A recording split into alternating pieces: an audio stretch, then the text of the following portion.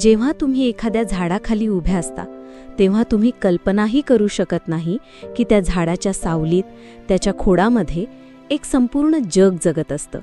एक विश्व जे 1 ट्रिलियनपेक्षा जास्त सूक्ष्मजीवांना आश्रय देतं. यावर विश्वास बसणं कठीण आहे, पण हे खरं आहे. अमेरिकेतील येल विद्यापीठातील शास्त्रज्ञांनी हा शोध लावला. त्यांच्या अभ्यासातून दिसून आले आहे की जिवंत झाडाच्या लाकडात सुमारे 1 लाख कोटी सूक्ष्मजीव राहतात. आश्चर्याची गोष्ट म्हणजे हे सूक्ष्मजीव केवळ झाडाच्या बाह्य पृष्ठभागावरच नव्हे तर त्याच्या आतील भागातही स्थायिक असतात. जरी हे सूक्ष्मजीव आपल्या डोळ्यांना दिसत नसले तरी ते कार्बन संतुलनापासून ते पृथ्वीवरील हवामान बदलापर्यंत महत्त्वाची भूमिका बजावू शकतात. या अभ्यासात शास्त्रज्ञांनी 16 प्रजातींच्या 150 झाडांचे नमुने घेतले.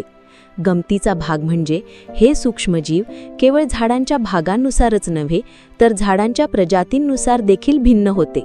यावरून असे सिद्ध होते की झाड आणि त्याच्या आत राहणारे सूक्ष्मजीव एकत्रितपणे एक जैविक एकक तयार करतात. म्हणजेच कोणताही जीव एकटा नसतो, तो त्याच्या सूक्ष्मजीव साथीदारांसह सामूहिक जीवन जगतो आणि त्यांचे अस्तित्व एकमेकांशी जोडलेले असते. झाडे आणि वनस्पती हे पृथ्वीवरील सर्वात मोठे जैविक साठे आहेत, जे त्यांच्यामध्ये 300 गिगाटनपेक्षा जास्त कार्बन साठवला जातो.